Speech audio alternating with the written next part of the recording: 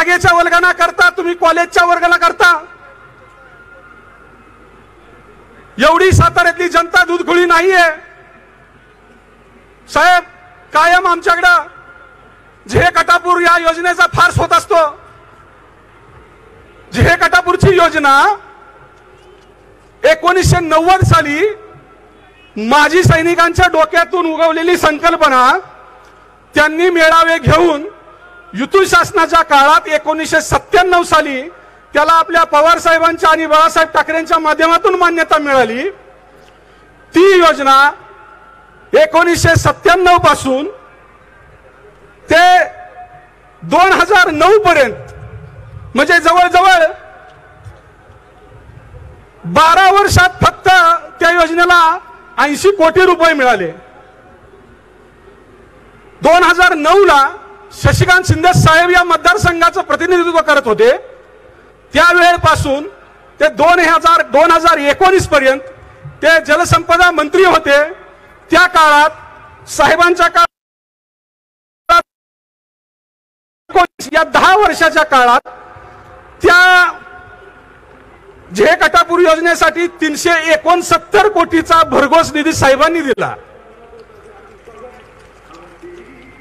ज्या वेळेला पृथ्वीराज चव्हाण साहेब आपल्या कराडचे मुख्यमंत्री, महाराष्ट्र राज्याचे मुख्यमंत्री पृथ्वीराज चव्हाण साहेब त्यांनी त्या योजनेस सुप्रमा दिली, ते सुद्धा श्रेय साहेबांचं आहे।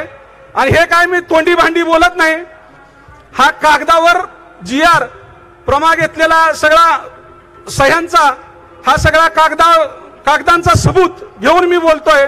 हा कुठं तोंडी भांडी बोलायचा विषय नाही। जयंत पाटील साहेब आमच्या इथं आमदार झालेत आता, ते म्हणतात की या भागाला मी पाणी आणलं, या भागाला मी असं पाणी दिलं, या भागाला मी पाणी देताना 800 कोटी रुपयाचा निधी आणला। त्या 800 कोटी रुपयाचं गुपित मी आज तुम्हाला सांगतो। भंडारा जिल्ह्यात नेरला असं नावाचं गाव आहे भंडारा जिल्ह्यात। तिथं गोसी खुर्द म्हणून ही उपसा सिंचन योजना आहे। त्या उपसा सिंचन योजनेला 800 कोटी रुपये केंद्रातून निधी मंजूर झाला। तो 800 कोटी रुपयाचा निधी नेर हे नाव असल्यामुळे ह्या महाशयांनी त्याचे फ्लेक्स, त्याची पेपरबाजी संबंध आपल्या सातारा जिल्ह्यात आणि आपल्या भागात केली। आणि त्या नेरला धरण आहे भंडारा जिल्ह्यात। त्या नेरला धरणाचे साहेब या इथं पेढे साखर वाटून इथं त्यांनी स्वागत केलं। याचा जाब मला त्यांना विचारायचा आहे,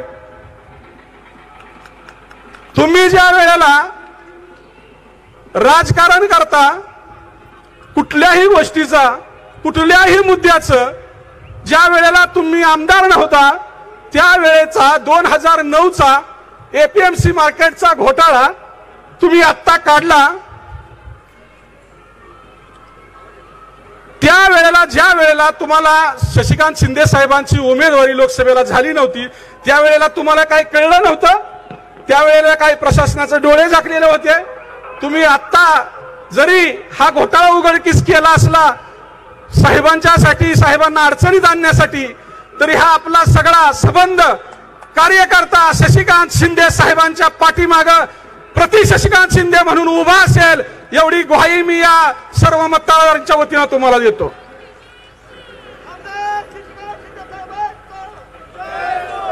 आपल्या शशिकांत शिंदे साहेबांचं घर जावळी नाही, घर लासूरने आहे आणि ते आपल्या मतदारसंघात आहे। त्यामुळे होणारा खासदार हा कोरेगाव विधानसभा मतदारसंघातला खासदार होणार आहे। त्यामुळे ती आपल्या सगळ्यांची जबाबदारी आहे। 7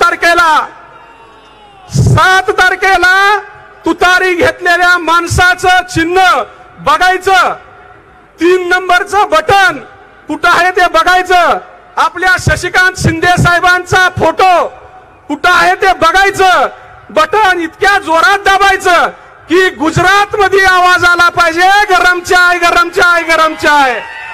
थांबतो, रजा घेतो। जय हिंद, जय महाराष्ट्र। धन्यवाद सन्मान्य सागरभाऊ साळुंखे, आपण या ठिकाणी बोलला। यानंतर राष्ट्रवादी काँग्रेस पक्षाचे स्टार प्रचारक एक उत्तम वक्ते सन्मान्य प्राध्यापक यशवंत गोसावी बोलतायत। एकदा जोरदार टाळी त्यांच्यासाठी। पुसेगावच्या मातीत आलो, आल्या आल्या स्टेजवर बसलो आणि इथं बसल्यानंतर या विराट गर्दीचं दर्शन झालं आणि विचार केला की जर प्रचाराची सभा अशी आहे तर शिंदे साहेबांच्या विजयाची सभा कशी असेल याचा विचार सुद्धा करता येत नाही। महाराष्ट्राचा आराध्य दैवत छत्रपती शिवाजी महाराज, छत्रपती संभाजी महाराज, महात्मा ज्योतिराव फुले, राजर्षी छत्रपती शाहू महाराज, विश्वरत्न डॉक्टर बाबासाहेब आंबेडकर या मातीचं नाव ज्यांनी देशभरामध्ये कोरलं ते लोकनेते यशवंतराव चव्हाण या सर्वांच्या स्मृतींना तुम्हा सर्वांच्या टाळ्यांच्या प्रचंड गजरामध्ये प्रथमतः विनम्र अभिवादन करतो।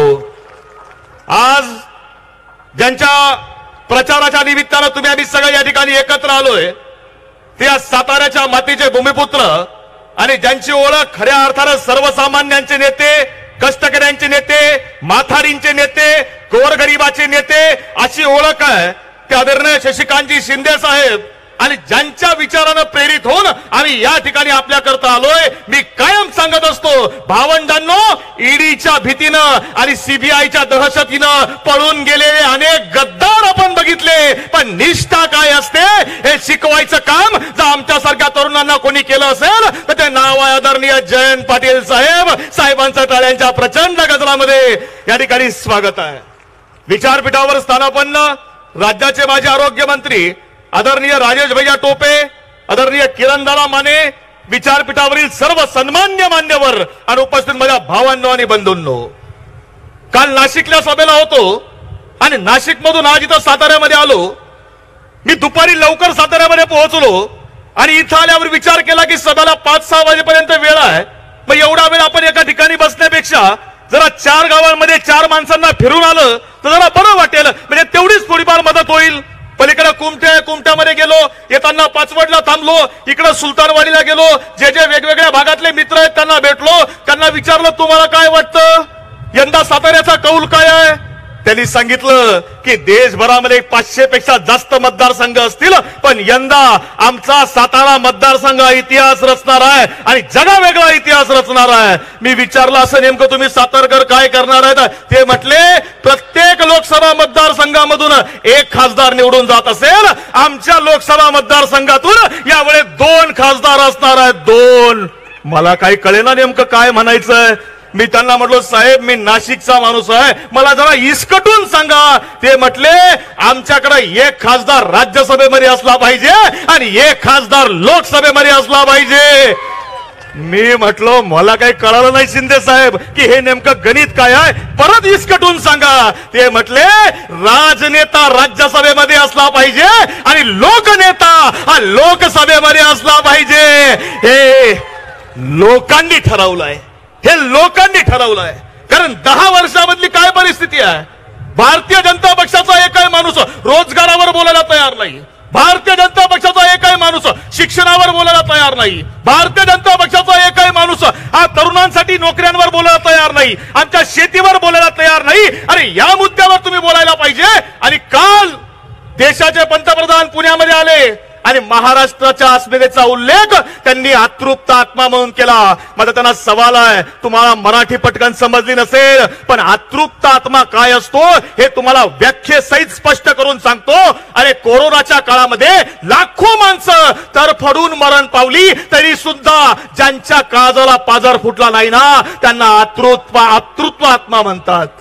अरे मणिपूरमध्ये आमच्या भगिनींना विवस्त्र केलं गेलं आणि रस्त्यावर फिरवलं गेलं तरी सुद्धा ज्यांच्या काळजाला पाझर फुटला नाही ना त्या माणसांना अतृप्त आत्मा म्हणतात। अरे 100 पैकी 83 मुलं बेरोजगार म्हणून फिरतायत तरी सुद्धा त्या मुलांबद्दल ज्यांना कणव जाणवली नाही त्या लोकांना अतृप्त आत्मा म्हटलं जातं। 10 वर्षामध्ये शेतकऱ्यांचं कंबरडं मोडून लाखो शेतकऱ्यांना उद्ध्वस्त ज्यांनी केलं त्या लोकांच्या आत्म्याला अतृप्त आत्मा म्हटलं जातं। कारण शरद पवार साहेब हा या महाराष्ट्राचा श्वास आहे, महाराष्ट्रातल्या शेतकऱ्यांचा विश्वास आहे, या मातीमधल्या शेतकऱ्यांचा आधार आहे। आणि माझी तुम्हाला विनंती आहे, वेळ कमी आहे, बोलणारे अनेक मान्यवर आहेत, पण एक जण मधल्या काळात म्हटले की मी पुन्हा येईन, मी पुन्हा येईन, पुन्हा येईन, मी पुन्हा आलो, पण येताना 2 पक्ष फोडून आलो. आमचं त्या पक्ष फोड्या नेत्याला आव्हान आहे की तुमचे कार्यकर्ते तुम्हाला चाणक्य म्हणत असतील, पण गावरान भाषेमध्ये आमच्याकडे तुम्हाला गावठी चाणक्य म्हणतात. गावठी चाणक्य.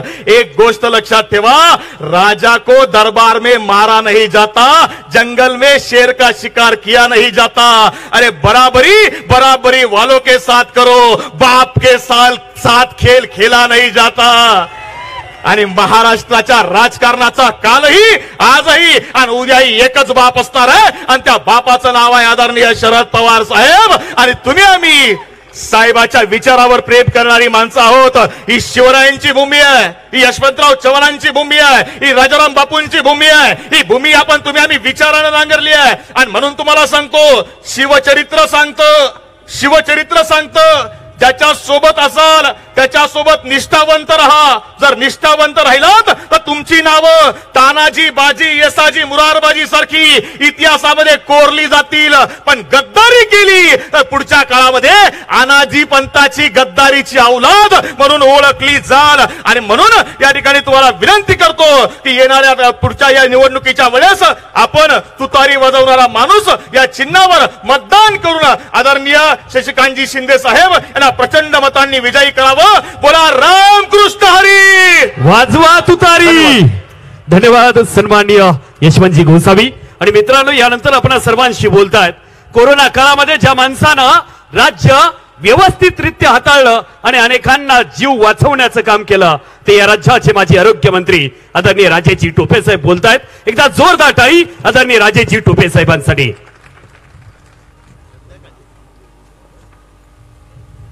बोला रामकृष्ण हरी.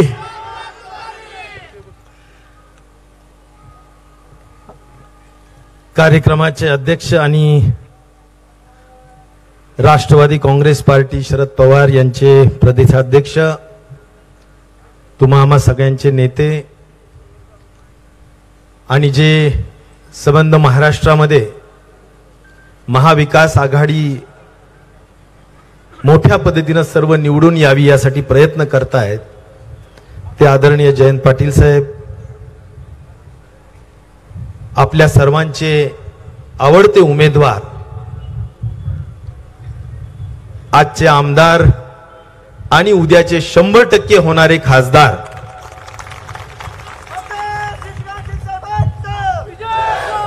श्री शशिकांतजी शिंदे,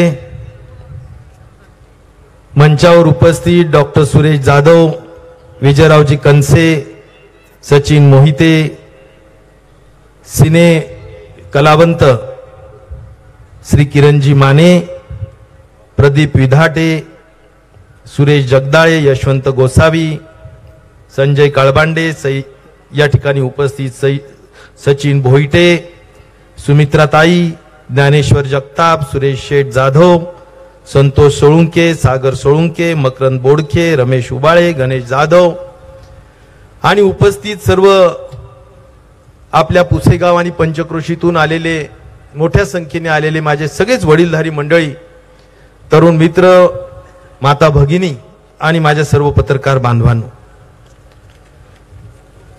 मित्रांनो, आज मी मराठवाड्यातून, जालन्यातून आपल्या सगळ्यांना नम्रतेची विनंती करण्यासाठी आलेलो आहे की आपण आमचे परम स्नेही मित्र, ज्यांनी विधानसभेत आम्ही एकत्र 99 पासून एका बॅचचे आम्ही समजले जातो असे शशिकांतजी शिंदे यांना प्रचंड मतांनी आपण या ठिकाणी विजयी करून पाठवा आणि आपल्याला खासदार म्हणून काम करण्याची संधी घ्या, अशा पद्धतीची विनंती करण्यासाठी मी आलेलो आहे. मित्रांनो, आज जसं अगोदरच्या वक्त्यांनी सांगितलं की वेळ होता, सकाळपासून आम्ही अनेक ठिकाणी, कराडला असेल, पलीकडच्या आपल्या जावळी खोऱ्यात असेल, काही सभा झाल्या, लोकांना भेटलो, वातावरणाचा जरा अंदाज घेतला. प्रत्येक जण एकच म्हणत होता, रामकृष्ण हरी, वाजवा तुतारी. मी म्हणलं महाराजांचं कसं, ते म्हणले मान गादीला पण मत तुतारीलाच. आणि म्हणून मला विश्वास आहे की आपल्या यशवंत विचाराने पुनीत झालेल्या या सातारा जिल्हा, ज्याचं मार्गदर्शन उभ्या देशाला नेहमीच राहिलेलं आहे, या सातारा जिल्ह्याच्या विचारापासून आम्ही पुरोगामित्व शिकलो. या साताऱ्यानी खऱ्या अर्थाने आम्हाला समतेचा विचार दिला, रचनात्मक कार्याचा विचार दिला, विकासाचा विचार दिला. छत्रपती शिवराय आणि शाहू फुले आंबेडकरांच्या विचारांनी चालायला शिकवलं. ते यशवंतराव चव्हाण यांच्या पदस्पर्शाने पुनीत झालेल्या आणि कर्माने पुनीत झालेली ही भूमी आहे. आणि त्यामुळे त्यांनी आपल्याला एक आदर्श राजकारण शिकवलं. राजकारणात काही मूल्य असायला पाहिजेत, नैतिक मूल्य असायला पाहिजेत, हा प्रामुख्याने विचार शिकवला. पण आजचा राजकारण काय चाललंय मित्रांनो? आजचं राजकारण हे कुठल्याही मूल्यावर आधारित चाललेलं नाही. आजचं राजकारणाला कुठलाही मूल्य राहिलेलं नाही. आणि त्यामुळं ही जी निवडणूक आहे ही अशा गढूळ वातावरणात सध्या आलेली आहे की ज्यामध्ये आपल्याला असं म्हणावं लागेल की ही निवडणूक एका निष्ठावानाविरुद्ध गद्दारांची ही निवडणूक आहे. हुकुमशाही विरुद्ध लोकशाहीची ही निवडणूक आहे. नैतिक आणि अनैतिकतेच्या विचारांची ही निवडणूक आहे. आणि आपल्या सर्वांना या ठिकाणी अचूकपणे लोकशाहीला निवडून द्यायचंय, नैतिक मूल्याला निवडून द्यायचंय आणि कुठल्याही परिस्थितीत आपल्याला निष्ठावंतांना निवडून द्यायचंय. आणि या विचारासाठी आपल्याला 7 तारखेला मतदान करायचं. मित्रांनो, हा विचार मी यासाठी सांगितला की याचे अनेक उदाहरण दररोज आपण पाहतो. पहिलं उदाहरण हे सांगता येईल की तुम्ही मला सांगा, दिल्ली सारखं राज्य या ठिकाणी सुरेन नावाचे आपले दुसरे मुख्यमंत्री आणि दिल्लीचे मुख्यमंत्री केजरीवाल, ह्या दोन्ही लोकप्रिय नेत्यांना आज छोट्या मोठ्या कारणास्तव देशाची लोकसभेची निवडणूक चालू आहे आणि यांना उचलून जेलमध्ये टाकलं. हे लोकशाहीत बसतं का? आणि ते अशा वेळेस निवडून आले, अशा पद्धतीने निवडून आलेत की 3 टर्म सतत 80 आमदारांपैकी 77, 75 एवढे आमदार त्यांचे एका बाजूनी आपचे निवडून आलेले. काय कारण? तर फक्त भारतीय जनता पार्टी विरोधात बोलतात म्हणून उचलून आत टाक. याला हुकुमशाही म्हणतात. आणि म्हणून ही हुकुमशाही मोडायची असेल आणि लोकशाही अबाधित ठेवायची असेल तर तुतारी वाजवणाऱ्या माणसाला निवडून देऊन आपल्याला लोकशाही अबाधित ठेवावं लागेल. हे महत्वाचा आपल्याला निर्णय घेण्याची आवश्यकता आहे. मित्रांनो, शिवसेनेतून किंवा पक्षातून फुटाफुटी होणं हे मी पाहिलेलं आहे. पण पक्षाच्या पक्ष पळवणं, पक्षाच्या पक्ष चोरणं आणि तेही चिन्हासहित आणि नावासहित चोरणं हे मला कदाचित अदृश्य शक्ती भाजपच्या माध्यमातूनच होत असलेलं अनैतिक काम आपल्याला पहिल्यांदाच पाहायला मिळतं. मी एक उदाहरण सांगितलं की दरोडे टाकणारे लोक आपण पाहिलेत, पण दरोडे टाकणाऱ्यांनी घर साफ करत करत जाता जाता पाटी सुद्धा काढून घेऊन गेले घराची, हे पहिल्यांदाच आपल्याला पाहायला मिळालं. आणि त्यामुळे मला सांगायला मुद्दा एवढाच आहे की आज अगदी लहान मुलांपासून तर वडीलधाऱ्यांपासून पर्यंत सगळ्यांना जर विचारलं तर शिवसेना कुणाची? तर बाळासाहेब ठाकरेंची. राष्ट्रवादी कुणाची? तर आदरणीय शरद पवारांची. पण आज ही कुणाला दिली? कुणाच्या मेहरबानीने दिली? आणि त्यामुळं हे घरगड्यासारखे खऱ्या अर्थाने आज निवडणूक आयोगाला वापरण्याचं काम सध्याचे सत्ताधारी करतायत. ज्या संस्था देशाच्या स्वातंत्र्यापासून आहेत, ज्याला आपण इन्कम टॅक्स म्हणतो डिपार्टमेंट, सीबीआय डिपार्टमेंट म्हणतो, ज्याला आपण ईडी डिपार्टमेंट म्हणतो, या तिन्ही डिपार्टमेंट आज अक्षरशः एखाद्या पक्षाच्या संस्थेसारखे काम करतायत, हे सुद्धा अत्यंत दुर्दैवाने या ठिकाणी नमूद करावं असं वाटतं. आणि म्हणून या सगळ्या गोष्टीचा गैरवापर करून लोकांच्या फोडाफोडी करण्याचं काम त्या ठिकाणी चालू आहे. आणि म्हणून हे लोकशाहीला घातक आहे. मी जे सुरुवातीला सांगितलं की ही विचारांची लढाई आहे. लोकशाही अबाधित ठेवायची असेल, नैतिक मूल्य राजकारणातले अबाधित ठेवायचे असतील, तर मित्रांनो आपल्याला महाविकास आघाडीला मतदान करणं काळाची गरज. यासाठी आपल्याला मतदान करायचं. मित्रांनो, आज आपल्या सगळ्यांना लक्षात आलं पाहिजे की आम्ही एखाद्या पक्षाला नाव ठेवतो म्हणजे त्या पक्षाच्या सध्याच्या नेतृत्वाच्या बाबतीतला आमचा विरोध. आपल्याला ती भारतीय जनता पार्टी सुद्धा माहिती आहे की ज्या भारतीय जनता पार्टीमध्ये अटल बिहारी वाजपेयी सारखे सुद्धा प्रधानमंत्री आपण पाहिले, ज्या प्रधानमंत्र्यांनी एक मतानी पार्लमेंटमध्ये त्यांचं प्रधानमंत्री पद आणि सरकार गेलं, त्यावेळी त्यांच्या भाषणामध्ये त्यांनी सांगितलं कि तोड़फोड़ कर सत्ता बनाना और सरकार बनाना, ऐसे सरकार को मैं चिमटी से भी छूंगा नहीं. याचा अर्थ अनैतिक पद्धतीनं किंवा तोडून फोडून सरकार बनवणं असं सरकार मला मान्य नाही. एक मतानी आपल्या पदावरून उतरणारे अटल बिहारी वाजपेयी कुठे, आणि सगळेच नीतिमूल्य आणि नैतिक मूल्य गुंडाळून सत्तेसाठी वाटेल ते करणार पण सत्ता टिकवणार असं सांगणारे मोदी शहा कुठे. आणि म्हणून या विचाराला आपली विरोध आहे, या विचाराचा विरोध आहे. आणि म्हणून आपल्याला सगळ्यांना जागरूकपणे मतदान करण्याची आवश्यकता आहे. मित्रांनो, अनेक लोक आता मोठमोठ्या जाहिराती आपण पाहतो आहोत. सगळीकडे एक सांगितलं जातं मोदी गॅरंटी. या एकदा मोदी गॅरंटीची सुद्धा उजळणी करून बघा. 2014 पहिला जुमला, 2019 दुसरा जुमला आणि 2024 आता तिसरा जुमला सीझन सुरू झालेला आहे. पहिल्या सीझन मध्ये काय सांगितलं? काला धन लावूंगा. आपल्या प्रत्येकाला 15-15 लाख येणार होते. 2014ला आपण सगळ्यांनी मतदान दिलं. कळत नव्हतं की एवढं मतदान कसं झालं. 2 कोटी नोकऱ्या आम्ही दर वर्षी देऊ, म्हणजे 5 वर्षात 2014 ते 2019 गॅरंटी होती की 2 कोटी गुणिले 5 10 कोटी नोकऱ्या झाल्या पाहिजे. हे माझं वाक्य नाहीये. तुम्ही युट्यूबवर जाऊन जर का सगळे भाषण पाहिले तर याच भाषणाला भुरळ पाडून तुम्ही आम्ही मतदान दिलेलं आहे.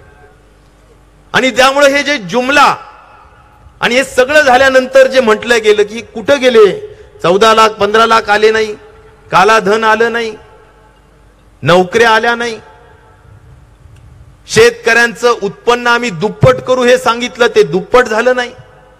बहुत हो गई महंगाई की मार अब की बार मोदी सरकार, या घोषणा सुद्धा त्या काळात देण्यात आल्या.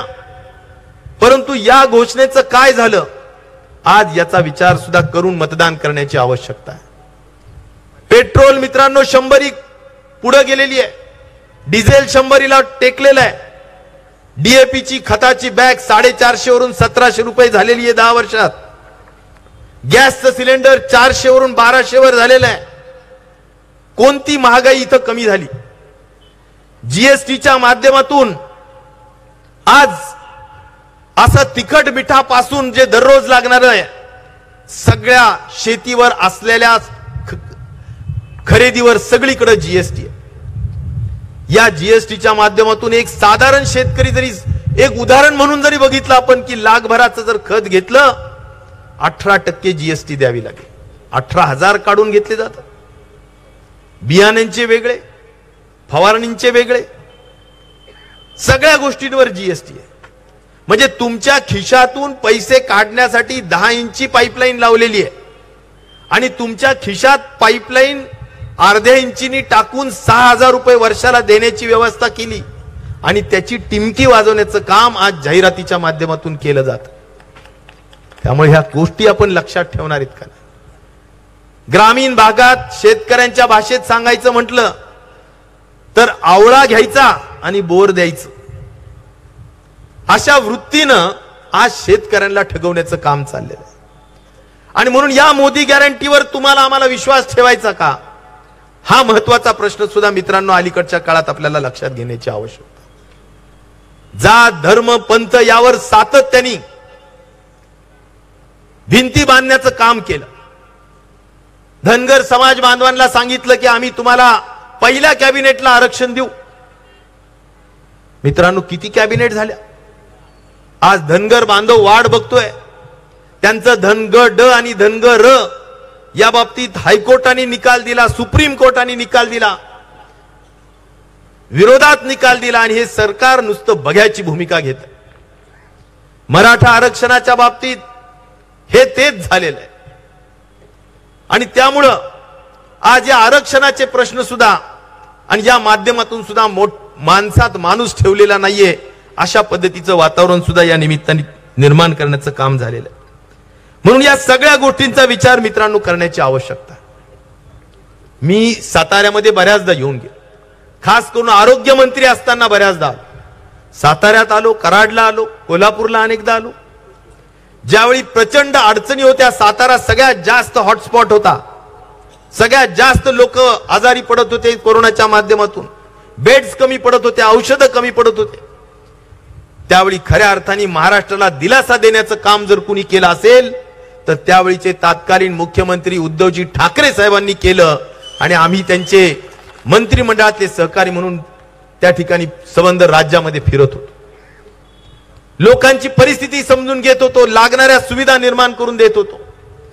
आणि आज 83 वर्षाचे तरुण योद्धा असणारे आदरणीय शरद पवार साहेब हे महाराष्ट्रामध्ये मोठमोठ्या जिल्ह्यांमध्ये स्वतः रेमडेसिवीर घेऊन जाणारे जर कोणी नेते होते तर ते तुमचे माझे नेते आदरणीय शरद पवार साहेब होते।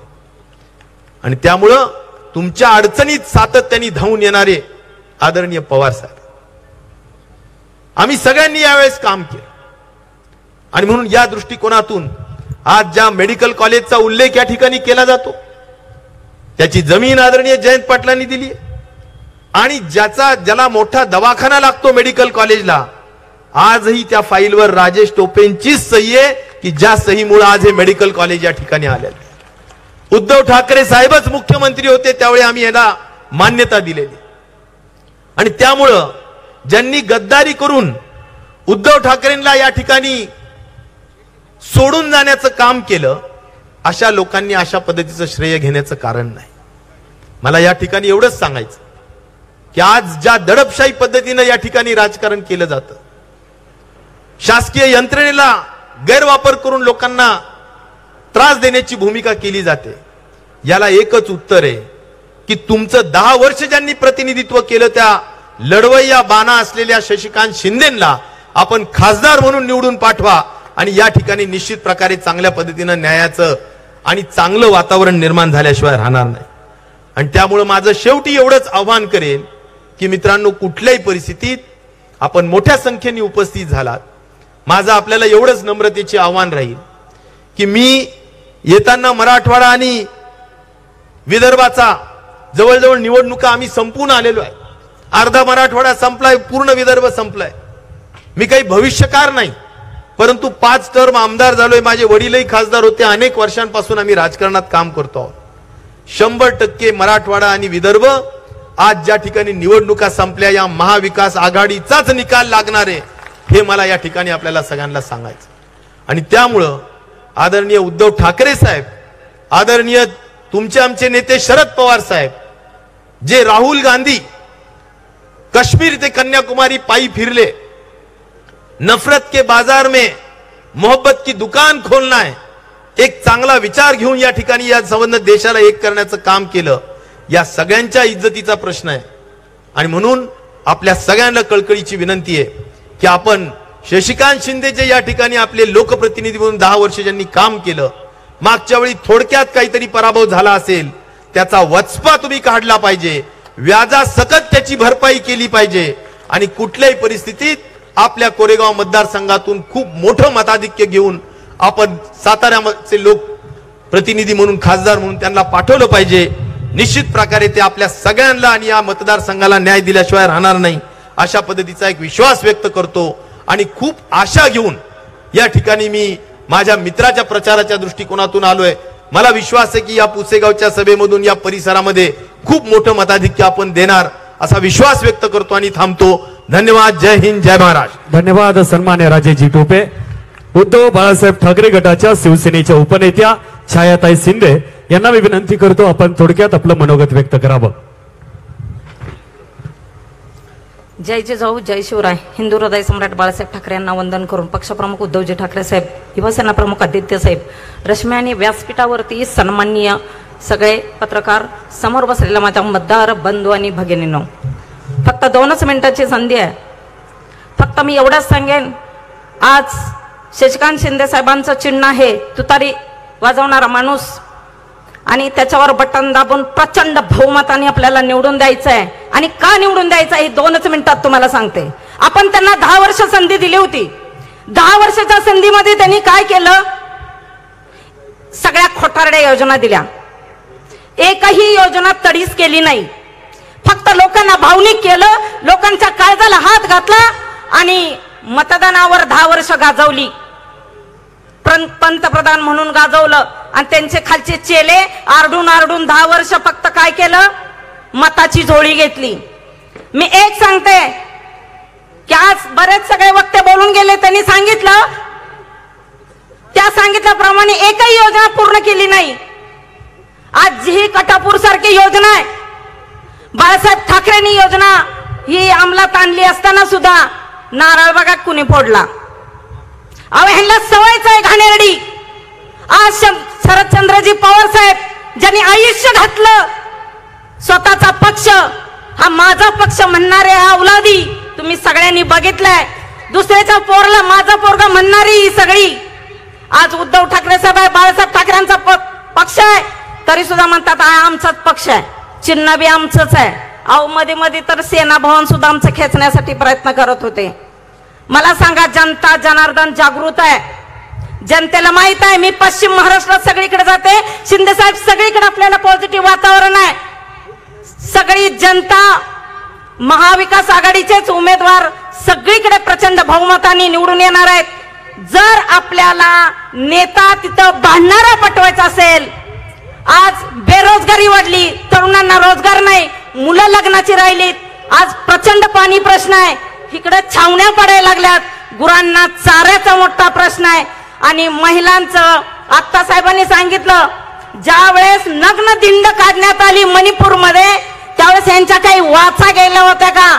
तेव्हा मूग गिळून बसले होते. अहो इतक्या वर्ष पंतप्रधान आहे, कधी तुम्ही ऐकली का त्यांची पत्रकार परिषद?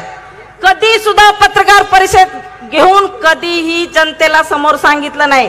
प्रत्येक गोष्टी हे झाकून घेत गेले. आणि म्हणून जर आपल्याला तिथं ह्या जनतेचे प्रश्न मांडणारा जर नेता कोण असेल तर शशिकांत शिंदे साहेब आहेत. प्रत्येकाने घरात जावा, चुलीपर्यंत जावा, गॅस पर्यंत जावा आणि प्रत्येकाला तुतारी ही चिन्ह समजून सांगा. कारण आपल्या पवार साहेबांचं चिन्ह पहिलं होतं घड्याळ. सुशिक्षित माणसांना माहितीये, पण अडाणी माणसं आहेत जे घरात जाऊन सांगायला लागेल त्यांना आपल्याला की आपलं चिन्ह ही तुतारी घेतलेला माणूस आहे आणि हे चिन्ह पहिलं तुम्ही घराघरात पोचवा. झोपेचे तास कमी करा, प्रचाराचे तास वाढवा आणि प्रचंड बहुमताने निवडून आणा. कारण वातावरण एक नंबर आहे. म्हणून मी त्यांच्यासाठी म्हणेन, कसल्याशिवाय पीक नाही जमिनीतल्या मातीला, कसल्याशिवाय पीक नाही जमिनीतल्या मातीला. अरे तेलाशिवाय पर्याय नाही समईतल्या वातीला, तेलाशिवाय पर्याय नाही समईतल्या वातीला. धारेशिवाय किंमत नाही तलवारीच्या पातीला, धारेशिवाय किंमत नाही तलवारीच्या पातीला. आणि ह्या सातारा जनतेमध्ये शशिकांत शिंदे साहेबांशिवाय पर्याय राहणार नाही. ह्या साताराच्या जनतेला एवढंच बोलते. जय हिंद, जय महाराष्ट्र. धन्यवाद आदरणीय शिंदेताई, आपण या ठिकाणी बोलला. यानंतर सातारा जिल्हा काँग्रेस कमिटीचे अध्यक्ष आणि या भूमीचे सुपुत्र डॉक्टर सुरेश जाधव बोलतायत. एकदा जोरदार टाळी त्यांच्यासाठी. सातारा लोकसभा मतदारसंघाचे राष्ट्रवादी काँग्रेस पक्षाचे अधिकृत उमेदवार माननीय शशिकांत शिंदे साहेब यांच्या प्रचार दौऱ्यानिमित्त आज पुशेगाव या ठिकाणी सेवागिरी महाराजांच्या पदस्पर्शाने पुनीत झालेल्या अशा नगरीमध्ये आपण सर्वजण या ठिकाणी जमलेला आहात। या निमित्त या ठिकाणी राष्ट्रवादी काँग्रेस पक्षाचे अध्यक्ष जयंतराव पाटील, त्याचबरोबर या ठिकाणी माजी आरोग्यमंत्री राजेश टोपे, या मतदारसंघाचे उमेदवार शशिकांत शिंदे, शिवसेनेचे जिल्हा प्रमुख सचिन मोहिते, छाया शिंदे, सर्व उपस्थित व बंधू भगिनींनो, आज या ठिकाणी मी आपणाला सांगू इच्छितो की सातारा जिल्ह्यामध्ये मी सर्व ठिकाणी, दक्षिण कराड असो, उत्तर कराड असो, पाटण असो, काल वाई ठिकाणी पाहिलं, शशिकांत शिंदे या ठिकाणी 1 लाख मतानं निवडून येतील अशी सगळ्या जिल्ह्यामध्ये परिस्थिती आहे।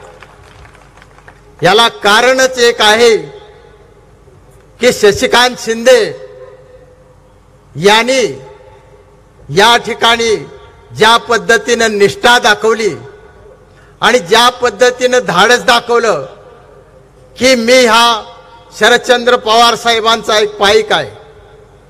या ठिकाणी मी आपणाला सांगू इच्छितो की ज्या वेळेला आमचे नेते माजी मुख्यमंत्री पृथ्वीराज चव्हाण साहेब मुख्यमंत्री होते आणि शशिकांत शिंदे या ठिकाणी पालकमंत्री होते, त्यावेळच्या आघाडी सरकारमधून या पुसेगावमध्ये देवस्थानमध्ये 5-6 कोटीची कामं असो, जागेचा प्रश्न असो, नेरमधील पुलाचा 3-3 कोटीचा प्रश्न असो किंवा नागनाथवाडीच्या तिथल्या पुलाचा प्रश्न असो, या ठिकाणी आम्ही सोडवण्याचा प्रयत्न केलेला आहे। या ठिकाणी मगाशी सागर भाऊनी सांगितलं, त्यात थोडी मी दुरुस्ती करतो की ज्या वेळेला जे कटापूरचं 90 सालापासून पाणी आणण्याचा प्रयत्न झाला, त्यावेळेला आम्ही स्वतः, मी असेल, महाराजी काका असतील, डिस्कळ पासून सातार पर्यंत पदयात्रा काढून त्या ठिकाणी कलेक्टरच्या पुढे 3-3 दिवस उपोषण केलेलं होतं।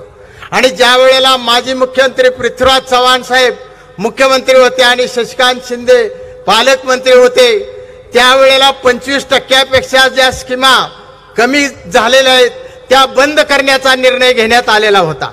परंतु ही जे कटापूर सुद्धा योजना त्यावेळेला 25% कमी होती आणि ती बंद होती काय अशी परिस्थिती असताना ह्या दोघांनी त्या ठिकाणी पैसे टाकून ही जे कटापूर योजना जीवन ठेवली, म्हणून या ठिकाणी आज आपणाला पाणी आलेलं दिसतंय। जर मुलगाच जन्माला आला नाही तर तो डॉक्टर झाला होईल कसा आणि इंजिनियर होईल कसा, या ठिकाणी आपण विचार केला पाहिजे। या ठिकाणी महाविकास आघाडीचं जे सरकार आहे ते मराठा आरक्षण असो, धनगर आरक्षण असो, बाकी ओबीसीचं आरक्षण असो, ह्या सर्वांना आरक्षण मिळण्यासाठी या ठिकाणी प्रयत्न करत आहे। परंतु आपणाला माहित आहे की आता या ठिकाणी मुंबईला ज्यावेळी आरक्षण मनोज जरांगेचं झालं आणि त्या ठिकाणी 3-3 लाख लोक मुंबईला धडकले, त्या ठिकाणी 3-3 लाख लोकांची राहण्याची आणि जेवणाची सोय करणारा एकमेव माणूस म्हणजे आपले उमेदवार शशिकांत शिंदे, की ज्यांचं मन मोठं आहे, बहुजनासाठी काम करण्याची इच्छा आहे, अशा माणसालाच आपण या ठिकाणी निवडून दिलं पाहिजे। या ठिकाणी मी सांगतो की महाविकास आघाडीनं ह्या आरक्षण साठी सुद्धा त्यावेळेला 16% मराठ्यांना आरक्षण द्यायची त्यावेळी योजना काढली आणि त्यावेळेला माजी मुख्यमंत्री पृथ्वीराज चव्हाण आणि शशिकांत शिंदेच्या किंवा जयंत पाटील असतील, ज्या मंत्रिमंडळानं या ठिकाणी निर्णय घेतला आणि तो हायकोर्टामध्ये त्यांनी यशस्वी केला की त्यावेळचे जे कुंभकोणी वकील होते, निष्णात वकील होते, त्यांनी हायकोर्टामध्ये तो निकाल मराठ्यांच्या बाजूने लावून घेतला।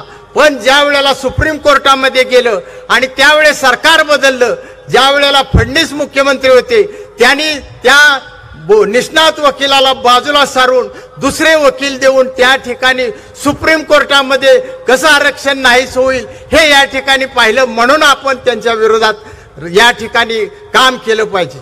आपणाला माहित आहे की हे 10 वर्ष सरकार भाजपच आहे, परंतु अजून सुद्धा 10 वर्षात ते त्यांची कामं न सांगता या मागील 60 वर्षात काय झालं, नेहरूंनी काय केलं, महात्मा गांधींनी काय केलं, इंदिरा गांधींनी काय केलं, ह्याच्या खोट्या बातम्या सांगतात।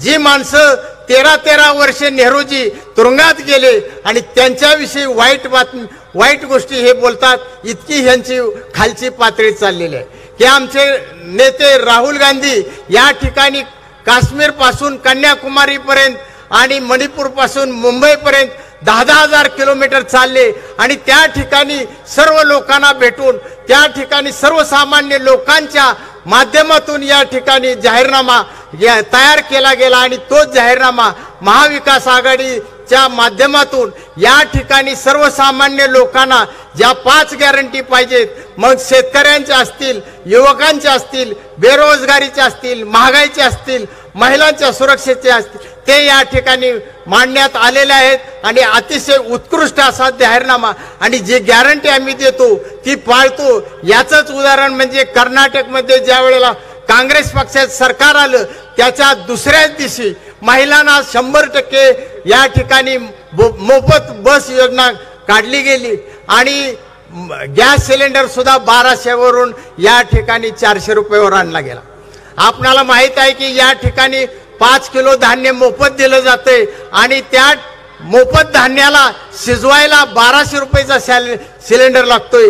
अशी जी या ठिकाणची ज्या योजना आहेत त्या आपल्याला हाणून पाडल्या पाहिजेत आणि या ठिकाणी जो काही निष्ठावंत तरुण आणि या संसदेमध्ये प्रश्न मांडणारा माणूस आहे त्याला आपल्याला या ठिकाणी दिल्लीमध्ये पाठवायचे आहे. या ठिकाणी मी ह्या कोरेगाव विधानसभा मतदारसंघाची आपली नैतिक जबाबदारी आहे की शशिकांत शिंदे यांना या ठिकाणी लीड मिळालं पाहिजे. पुशेगाव आणि खटावमध्ये सुद्धा लीड मिळालं पाहिजे. ते आपण मिळवून देऊया हे या ठिकाणी सांगतो आणि सातारा जिल्ह्यामधील संपूर्ण काँग्रेस त्यांच्या पाठीमागे उभे आहे एवढंच या ठिकाणी सांगतो. वेळ जास्त न घेता या ठिकाणी थांबतो. जय हिंद, जय महाराष्ट्र. धन्यवाद सन्मान्य डॉक्टर सुरेश जाधव. आणि यानंतर कराड दक्षिण म्हटलं की पृथ्वीराज बाबा आणि पृथ्वीराज बाबा म्हटलं की अजित पाटील चिखलीकर. मी विनंती करतो 5च मिनिटं आहेत आपल्याला, आपण आपलं मनोगत व्यक्त करावा. अजित पाटील चिखलीकर ऐका आणि काळजाचा ठोका चुकणारा मनोगत अजित पाटील चिखलीकर. सातारा लोकसभा मतदारसंघाचे अधिकृत उमेदवार शशिकांतजी शिंदे साहेब यांच्या पुशेगाव येथील जाहीर सभेचे सर्व सन्माननीय व्यासपीठ आणि खटाव तालुक्यातून आलेले पाणीदार कार्यकर्ते, 15-3 आठवडा आपण पाहतोय. मी पाणी आणलं, मी शरीर सोडलं, दारं मोडायला जागी.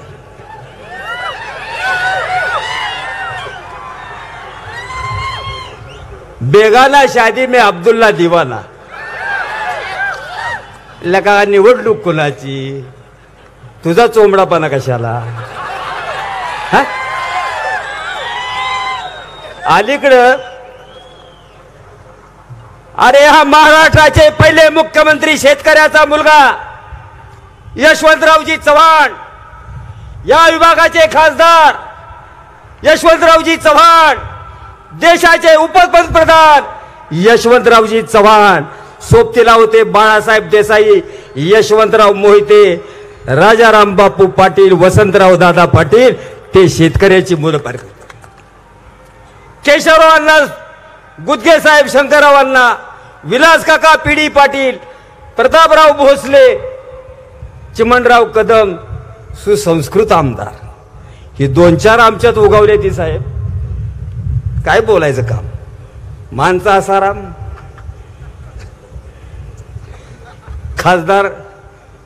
खासदार आमचे आहेत रणजित निंबाळकर, त्यांचे वडील आमचे मित्र होते, त्यांच्या वर मिशे होते, ह्याच्या खाली झाले. आपल्याला ह्या आमदारांचं मला माहित होतं महेश शिंदे कोण आहे. राष्ट्रवादीचे जिल्हा परिषद त्यांनी पट्टा काढला आणि मोकळं सोडलं. मोकळं सोडल्यानंतर चुकून गावलं, आमदार झालं. त्याला ते भुईलं म्हणजे पिसाळलेलं असतं, चावत चावत कुठेतरी चावत जातं. एक सरकारमध्ये प्रथा पडली की मला मंत्री करता येत नाही, मंत्रिपदाचा दर्जा द्या.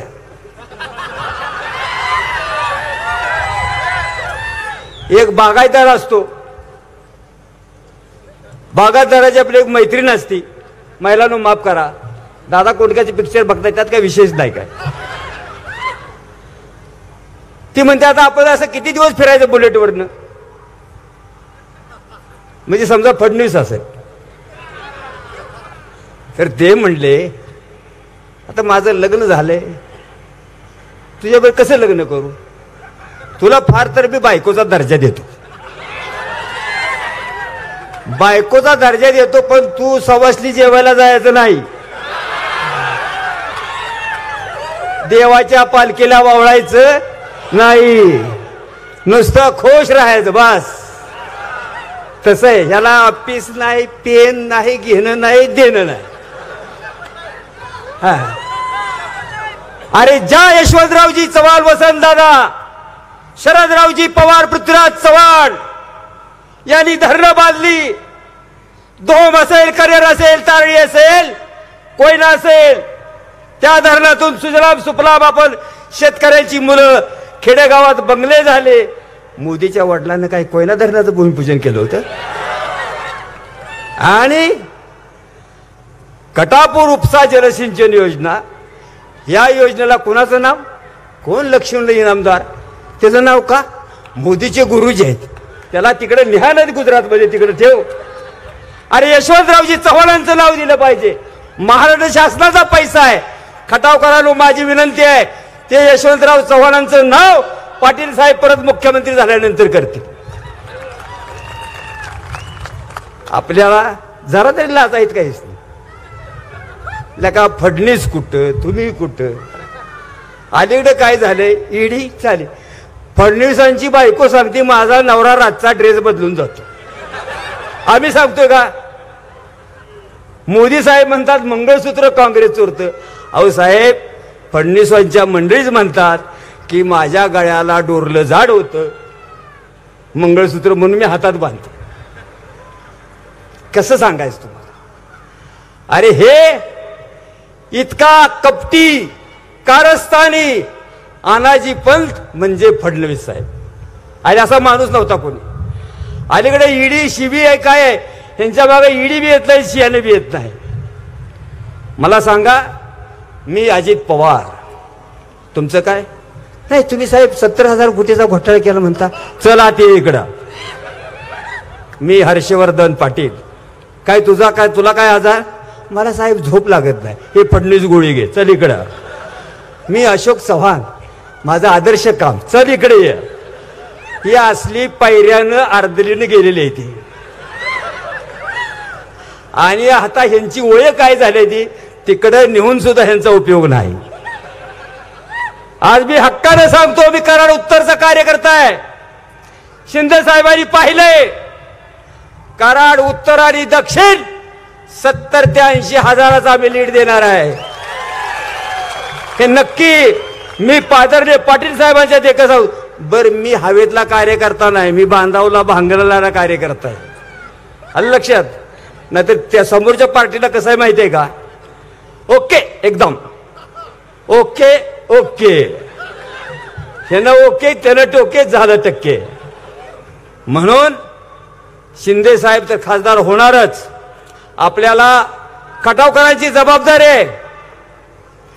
हा शिंदे कोण, मराठा आरक्षणाला भावाना अपरात्री जेवण करणारा, देणारा, साथ देणारा, अण्णासाहेब पाटाली माताडी नेते, त्यांच्या तालमीत तयार झालेला, तेल लावलेला पैलवान, शरद पवारांचा एकनिष्ठ नेता, माताडी कामगारांचा बुलंद आवाज. मी शशिकांत शिंदेला बघितलेला आहे. तुम्ही लहान लहान असाल, महेश शिंदे खाकी चड्डीत बी अच्छील का नच्चील कोणास ठाऊक, तेवढा भीतीला धरत अच्छील. एक शिट्टी मारली की शशिकांत शिंदेनी मुंबई बंद, ही मी बघितलेलं आहे. उमेदवारात फरक करा. घेताना बघतो ना आपण, जाड आहे का कसा आहे. तर शशिकांत शिंदेना फोन करा, ओके, रात्री 12 वाजता करा, ओके, त्यात काय अडचण नाही. म्हणून मला आता पाटील साहेबांना भाषण करायचं, आम्हालाही जायचं आहे. आमच्याही मागं काम आहेत, आम्हाला बी मिटिंग आहे, ह्याला जशी असते तशी आम्हाला बी आहे. कारण आपण पालखीचे दोरं धरल्याशिवाय पालखी हलणार कशी. म्हणून खटाव करावं तुमचा स्वाभिमान. शशिकांत शिंदे ज्यावेळेला दिल्लीला जातील, हा कोण? शशिकांत शिंदे किधर से है? सातारा से है. कौन है? किसको गिराया उसको, वो बोलने दो आगे. आमच्याकडे काल मोदी आले होते, काय सांगायचं, भयंकर गर्दी झालं. 2 मिनिटं झालं, भयंकर गर्दी. 500 रुपये माणसं डालग्यात कुंबली 10 वाजता मोकळून मेली. आमच्याकडचं कोणी नव्हती. कोंबडी पकाने फाड फाड फाड करीत बाहेर माणसं पडली. ज्यावेळेला मोदी बोलायला उभे राहिले, बाहेर पडले. आणि त्यांनी मागणी केली होती उदयनराजेंनी, यशवंतरावजी चव्हाणांना काँग्रेसला भारतरत्न का दिलं नाही? मग तुम्ही 10 वर्ष खासदार होता, मोदी 10 वर्ष पंतप्रधान आहेत, का दिलं नाही? आणि काल मोदी साहेब तुम्ही आला, यशवंतरावजी चव्हाणांचं तुम्ही नाव सुद्धा घेतलं नाही, तुम्ही मागणी केली नाही. तुमच्या दाताला काय दातखिळी बसली होती का? काय झालं होतं असं? शरद पवारांना म्हणतात आत्मा, त्याला भारतात सोडलेला लिंबाचा ढाळा बांधून सोडलेला आहे. तुम्ही थांबा जरा 4 जून पर्यंत, तर तुला आत्मा कसा लागेल, तुला कळेल कसं असतंय ते. अरे अजित दादा, हे सगळं आता तुम्हाला काय सांगाय नको. आम्ही सांगित होतो, प्रत्येक वेळेला मंत्रिमंडळाची यादी आली, छगन भुजबळ, अजित दादा, दिलीप वळसे, कळसे, हसन मुश्रीफ. काय झालं हसन मुश्रीफ? नहीं, मेरे बच्चे ने 200 करोड़ का घोटाला किया, ह्याच्या बच्चे ने 200 करोड़ का घोटाला. आणि पवार साहेब साधा माणूस हो, कार्यकर्ता जपणारा. आता आम्ही सांगतो त्यांना खांद्यावर घेऊ नका. जेव्हा साहेबाचं कान वलं झालं तेव्हा कळलं ही की कसे आहे ती. साहेब जरा 10 वर्षाने तरुण पाहिजे होते. अरे शरद पवारांच्या मरणाची तुम्ही वाट बघताय, पण नियती असते. नियती सुद्धा सांगते की तुम्हाला घालवल्याशिवाय शरद पवार जाणार नाहीत, एवढं लक्षात ठेवा. आणि आपल्याला आदरणीय शरद पवारांना पंतप्रधान सुद्धा होतील पाटील साहेब. कारण नरसिंहराव साहेबांच्या आम्ही गेलो होतो एकदा, पृथ्वीराज चव्हाणांना तिकीट द्या म्हणायला. नरसिंहराव चव्हाण एवढ्या मोठ्या अशी एकटीच बसली होती. माझं कोण ऐकतंय म्हणले. आल्या का 15 दिवसांनी पंतप्रधान झालं, तूर तूर तूर तूर चालायला लागलं. काय सांगावं, सटवीनं कोणाच्या ह्याच्यात काय लिहिले. तर या पवित्र भूमीत बोलतोय मी इथं. आणि हे इथली भूमी जी बोलतो आणि मी बोलतो ते खरं होतं. आमची बायको म्हणते काही बोलत जाऊ नका. म्हणून तुम्हाला माझी नम्रतेची विनंती, आपण यशवंतरावजी चव्हाण यांचे खरे वारसदार आहोत. त्यांना स्मरून या मतदारसंघात यशवंतरावजी चव्हाणांनी प्रतिनिधित्व केलं होतं, त्याच वाटेने दिल्लीला आदरणीय शशिकांत शिंदे यांना पाठवूया. मी आपल्याला नम्र विनंती करतो. मी थांबतो. जय हिंद, जय महाराज. धन्यवाद. आणि यानंतर आपल्या सर्वांशी बोलतायत आपल्या सर्वांचा भूमिपुत्र, आपल्या सर्वांचे लाडके नेते आणि उद्याचा आपला खासदार शशिकांत शिंदे साहेब बोलतायत. एकदा जोरदार टाळी शशिकांत शिंदे साहेबांसाठी. बोला रामकृष्ण हरी. सातारा लोकसभा मतदारसंघाच्या पुशेगाव येथील सभेला उपस्थित असलेले राष्ट्रवादीचे नेते, प्रांताध्यक्ष आदरणीय जयंत पाटील साहेब, माजी आरोग्य मंत्री आमचे नेते राजेजी टोपे साहेब, व्यासपीठावर उपस्थित असलेले काँग्रेसचे सर्व अध्यक्ष आणि पदाधिकारी, मी नाव घ्यायला वेळ लावत नाही, वेळ फार कमी आहे. शिवसेनेचे सर्व पदाधिकारी, राष्ट्रवादी काँग्रेस पक्षाचे पदाधिकारी, व्यासपीठावर असलेले सर्व उपस्थित मान्यवर बंधू भगिनी, माझ्या पत्रकार मित्रांनो, खरं म्हणलं तर सुनील शेठ जाधव मला म्हणत होते की तुम्ही दोघांनीच बोला. मी बोला अजित पाटील चिखलीकरांचं भाषण झाल्याशिवाय भाषण होणार नाही. त्यामुळे त्यांनी आज आपलं मनोगत व्यक्त करताना मी अभिमानाने सांगेल, साहेब या ठिकाणी पुशेगावच्या इतिहासातली पहिली सभा मला वाटतं एवढ्या मोठ्या प्रमाणात होती. मी 20 वर्ष या ठिकाणी राजकारण करतो. एवढ्या मोठ्या संख्येने स्वागत आणि इतक्या मोठ्या संख्येने या ठिकाणी जी फार मोठ्या संख्येने उपस्थित राहिलेल्या सर्व खटावच्या बंधू भगिनींचा मनापासून आभार व्यक्त करतो.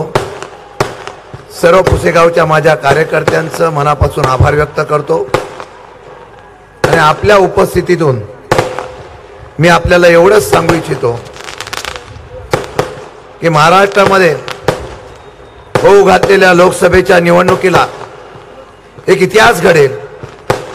चव्हाण साहेबांच्या भूमीमधला पुशेगावचा हा विभाग, चव्हाण साहेबांच्या भूमीमधला असलेला सातारा मतदारसंघ, या माझ्या पुशेगावच्या असलेल्या 2 जिल्हा परिषद सर्कलच्या साक्षीने सांगतो, सेवागिरी महाराजांच्या साक्षीने सांगतो की उद्याचा खासदार हा ऐतिहासिक मताने निवडून देण्यासाठी समोरचा असलेला माझा कार्यकर्ता आणि मतदारसंघातला सर्व नागरिक मनापासून प्रयत्न करतील, हा विश्वास व्यक्त करतो. खरं म्हटलं तर आजची सभा उत्स्फूर्तपणे आहे. कारण काय मला कळलं नाही. 2.5 वर्षाचा सासुरवाद फार भोगलेला आहे. नवीन अगदी भानुदास कोरडेला सुद्धा सासुरवाद झाला, आमच्या गौरवला झाला. किती नावं सांगू. मला जयंत पाटील साहेब म्हणत आहे, तरुण मुलं फार दिसतात आणि लोकांमध्ये उत्साह दिसतोय. साहेब लोकसभेचा उत्साह आहे, पण इथला आमदार घालवण्याचा उत्साह आमच्या सर्वात जास्त आहे. फार मस्ती आहे. खरं मी बोलणार नव्हतो.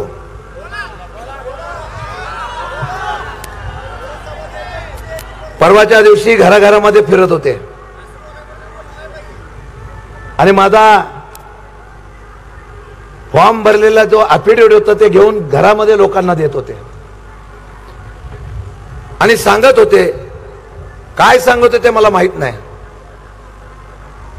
अरे मी तर पेपरामध्ये जाहीर केला आणि अफिडेविट लिहून दिलेला आहे, माझ्या शपथपत्र लिहून दिलेलं आहे, ते खरंच आहे ना. इतका खोटारडा माणूस राजकारणात मी बघितला नाही. तर लोकांना सांगायला लागले शशिकांत शिंदेना जर निवडून दिलं तर वरती आपल्याला पाणीच येऊन देणार नाही. तुमचा पायगुण असा आहे की तुम्ही पाणी देण्याच्या नावाखाली आमच्या सर्व या विभागातल्या जनतेला दुष्काळाच्या खाईमध्ये लोटलं.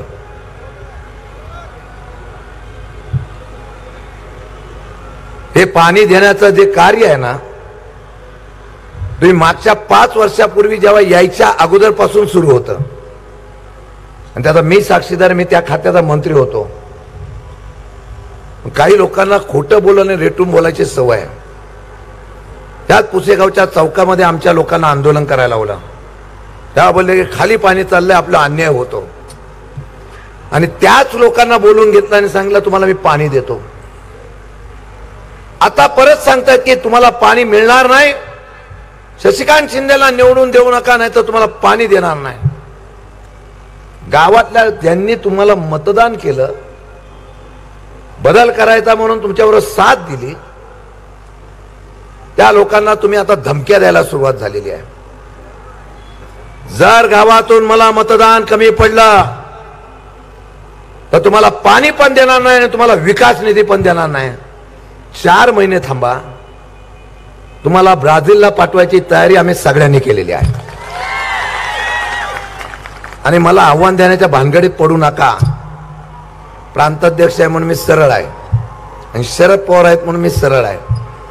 रोज दिवस रात्र स्वप्न बघतोय शशिकांत शिंदेला जेलमध्ये टाकतो, शशिकांत शिंदेला जेलमध्ये टाकतो. आणि मी अगदी सेवागिरी महाराजांच्या साक्षीने सांगतो, आयुष्यामध्ये राजकारणी मी अनेक बघितले, पण असला कपट कारस्थानी माणूस या राजकारणामध्ये राहू नये या विचाराचा मी कार्यकर्ता आहे. साध्या साध्या कार्यकर्त्यावर केसेट टाकतात. बचत गटाच्या असलेल्या आरोग्य विभागामध्ये काम करणाऱ्यांना सगळ्यांना धमक्या देतात. सत्याची मस्ती इतकी नसावी हो. 20 वर्ष मी या ठिकाणी आहे. एकाही विरोधकांनी सांगावा उलट प्रेमाने आम्ही माणसं जिंकणारी माणसं, पण इतक्या सुडाचं राजकारण मी आजपर्यंत कधी पाहिलं नाही. पोलीस अधिकारी असेल, तहसीलदार असेल, सचिव असेल, कोणी असतील, त्या वर्धनगडच्या लोकांची चौकशी, ह्याची चौकशी, त्याची चौकशी, फार दिवस हे चालत नाही. ज्या वेळेला सत्ता बदलेल तेव्हा केंद्रातल्या आणि तुम्हाला पण सुद्धा हा देश सोडून जावं लागेल अशी परिस्थिती या जनतेने उभी करण्याचा निश्चितपणे निर्णय घेतलेला आहे. भ्रष्टाचाराचा आरोप माझ्यावर करतात आणि लोकांना सांगतं मी पाणी आणतो, 800 कोटी आणले, 500 कोटी आणले, 300 कोटी आणले, हे सगळं झूट आहे हो. सर्वे करायला ज्यावेळेला टेंडर काढायचं होतं त्यावेळेला बाउन्सर ठेवले होते. कोणी त्यातला सर्वे करताना त्यांना कोणालाही तिचा अधिकार लागू नये. 20% कमिशन घेतलं गेलं. मी आजपर्यंत बोलणार नव्हतो, पण एक एक पत्ते आता काढील मी. शशिकांत शिंदे निष्कलंक आहे म्हणून भाजपच्या निर्माण वॉशिंग पावडर मध्ये गेला नाही. तो प्रामाणिक आहे म्हणून निष्ठावंत राहिला. आणि या असलेल्या आरोपाच्या बाबतीमध्ये मी कधी घाबरलो नाही. त्या कमिशनरकडे बस, मुख्यमंत्र्यांच्या दालनावर सगळीकडे बसून काही करा, कारवाई करा, काही करा, कारवाई करा. 1 केस टाकली, 2 केस टाकली, तुम्हाला किती केस टाकायच्या तेवढे टाका. सत्य आहे ते मरणार नाही. आणि एक दिवस आज सांगतो तुम्हाला, ज्या दिवशी सत्ता बदलेल तुम्हाला तुरुंगात टाकायची व्यवस्था सुद्धा शशिकांत शिंदे 100% करेल. पाप फार करू नका हो. फार पाप केलेला आहे. अपघाताने मिळालेली संधी प्रेमाने जिंकायची असते, विकास कामाने जिंकायची असते. लोकांच्यावर दबाव टाकून आपल्याकडं पवित्र करून घेण्याचा प्रयत्न करणं फार काळ टिकत नसतात. म्हणून हा मगाचा जो उद्रेक होता साहेब, तो उद्रेक अगदी हृदयापासून लोकांचा होता. आणि हा उद्रेक एवढाच दाखवू इच्छितो, मला अटक करा, अटक करा. मग इच्छुक उमेदवार होते, त्यांनी पण सांगितलं भ्रष्टाचार फार चाललेला आहे, कर नसेल तर डर कशाला. मग तुमचे आरोपपत्र का झाले? माझ्यावर नुसता एक आत्ताची आरोपपत्र झाला, ते पण खोटे FIR करून ह्यांनीच करायला लावला. बाकीच्यांचे आरोपपत्र मी जर वाचले मग ते तुमच्यावर कसे झाले हो? मग त्यावेळेला तुम्ही गुन्हेगार ठरता का? माझी व्यासपीठावर याची चर्चा करायची तयारी आहे. एका व्यासपीठावर येऊ, पुरावे घेऊन मी येतो. ज्याला आत्महत्या करायला लावली त्याला पण घेऊन येतो. आणि जे आरोप करतात त्यांना पण पुरावे दाखवतो. या सातारा जिल्ह्यामध्ये इंडस्ट्री का येत नाही? या सातारा जिल्ह्यातल्या उद्योगपतींना कोणी मारलं? या सातारा जिल्ह्यामधल्या मेडिकल कॉलेजचं काम कोणी बंद पाडलं? आम्हाला पण फार बोलता येतं. आम्ही मान ठेवतो आणि तो मान आजही ठेवलेला आहे, उद्याही ठेवतो. पण तुम्ही चुकीच्या माणसाच्या नादाला लागला की तुम्हाला निश्चितपणाने त्याला अडचण निर्माण होते. माझी ज्या वेळा अटक करण्याची भूमिका आली, चॅनलवर आलं, आज अटक होईल, उद्या अटक होईल. मी लोकांना सांगितलं, सर्वजण शशिकांत शिंदे बना आणि इतिहास करून दाखवा. 1 लाखांनी नाही तर 2.5 लाखाच्या वरती निवडून येण्याच्या बाबतीमधली भूमिका माझा कार्यकर्ता घेईल, हा विश्वास माझा होता. खटाव तालुक्यातल्या असलेल्या जनतेला मी सांगतो, काय कमी केलं होतं?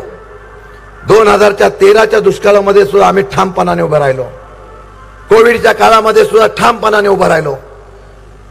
दुष्काळाच्या परिस्थिती असताना बंधारे बांधले गेले. नॅशनल हायवेचे आता रस्ते चांगले झाले, ते आमच्या काळामध्ये झाले. या सर्व गोष्टीचा विचार करत असताना एकच सांगेन ही लढाई आहे तत्वाची, ही लढाई आहे भूमिकेची, ही लढाई आहे प्रामाणिकपणाची. आम्ही आरोपाला आणि आम्ही तुरुंगाला घाबरत नाही, कारण आम्ही जनतेचं नेतृत्व करतो. या जनतेचं भविष्य घडवण्यासाठी निष्ठेने उभे राहतो. हीच आमची पोचपावती आहे आणि या पोचपावतीच्या जोरावर मी जनतेला सांगणार आहे, खासदार तुमचा मी होतोय. आजची सभा ही नुसती खटावची नव्हे. मी खंडाळाला जातो, मी वाईला जातो, मी महाबळेश्वरला जातो, मी पाटणला जातो, मी त्या ठिकाणी कराडला जातो. ही निवडणूक तरुणांनी हातामध्ये घेतली, ही निवडणूक जनतेने हातामध्ये घेतलेली आहे आणि ती इतक्या मोठ्या प्रमाणामध्ये घेतलेली आहे की महाराष्ट्रातल्या सर्व निवडणुका ऐतिहासिक होतील. 40 पार स्वप्न पाहणाऱ्यांना सांगतो, ज्या सत्तेचा मार्ग आणि सत्याच्या माध्यमातून ज्या चुकीच्या लोकांना तुम्ही साथ देताय, सामान्य माणसं गप्प आहेत पण मताद्वारे तो इतिहास घडवतील. विकासाची तुम्ही चिंता करू नका. अरे तुमच्या कर्मभूमीतला माणूस खासदार होत असेल तर ह्यांच्या पोटात का दुखावं? तुमच्या कर्मभूमीतला माणूस खासदार होत असेल तर ह्यांनी एवढा का करावं? निर्णय तुम्ही घ्यायचा आहे. 10 वर्षाचा असलेल्या सर्व खटावच्या रात्रंदिवस काम करणारा शशिकांत शिंदे तुम्ही पाहिलाय. रात्रंदिवस काम करणारा शशिकांत शिंदे पाहिलाय. क्रांती करणारा शशिकांत शिंदे पाहिलाय. अशक्य असलेलं काम शक्य करणारा शशिकांत शिंदे पाहिलाय. नव्हे तर भविष्य काळामध्ये सुद्धा अभ्यासू असलेला आमदार होता, विधानसभा विधान परिषदेमध्ये बोलणारा आमदार होता. तोच आता तुमचा नेता खासदार म्हणून जाईल का आदर्श खासदार म्हणून होण्याचा सुद्धा शब्द तुमच्या साक्षीने या ठिकाणी देतोय. आधी हृदयापासून सांगतो, एक संधी फक्त द्या. आता तुलना होते, उमेदवार कोण असावा कसा असावा हे मी बोलत नाही. चॅनलवर गेल्यानंतर लोक तिथे म्हणतात, त्यावेळेला लोकांना सांगितलं जातं खासदार भेटणारा असावा. लोकांना जाताना निर्भीडपणे जाता यावं आणि सांगायला पाहिजे हे आमचं काम आहे, असा खासदार असावा. आणि त्यामध्ये 100% गुण शशिकांत शिंदेला मिळतील एवढा मला विश्वास आहे. म्हणून जयंत पाटील साहेबांना बोलायचं आहे, मी तुमचा सेवक आहे आणि जमिनीवर चालणारा कार्यकर्ता आहे. पक्षाला ज्यावेळेला संकटाच्या संघर्षाच्या काळामध्ये तुम्ही मला साथ दिलेली आहे, एक साथ फक्त मला द्या. इतिहास घडवण्यासाठी द्या आणि तुमच्या आशीर्वादाने भविष्य काळातला तुमचा लोकप्रतिनिधी, निष्ठावंत कार्यकर्ता, संघर्षाच्या काळामध्ये पवार साहेबांच्या पाठीमागे उभा राहणारा कार्यकर्ता, महाविकास आघाडीच्या माध्यमातून उभा राहणारा कार्यकर्ता, माझे शिवसेनेचे पदाधिकारी आहेत, काँग्रेसचे पदाधिकारी आहेत. आम्ही सगळे एकत्र झालेलो आहोत आणि आम्ही एकत्र होतो तेव्हा काय इतिहास होतो. ज्यांना खुर्चीवर बसवणारे सुद्धा व्यासपीठावर आहेत, त्याला उलटून टाकवण्याची ताकद सुद्धा माझ्या शिवसैनिकांमध्ये आहे. हे निष्ठावंत राहिलेले आहेत, तो इतिहास घडवतील हा विश्वास या ठिकाणी व्यक्त करतो. फार मोठं तुम्ही प्रेम मला केलेलं आहे. या प्रेमाची उतराई मी आयुष्यामध्ये विसरू शकणार नाही. पण जाताना एवढी विनंती करेल की आता 4-5 दिवसामध्ये बऱ्याच लोकांना फोन येत आहेत, बऱ्याचना धमकी दिली जाते. घाबरू नका. तुम्ही सांगाल तिथे, सांगाल त्यावेळेला तुमच्या बरोबर शशिकांत शिंदे असेल हा शब्द देतो आणि मनापासून सांगतो, तुमचा माणूस दिल्लीला गेला पाहिजे.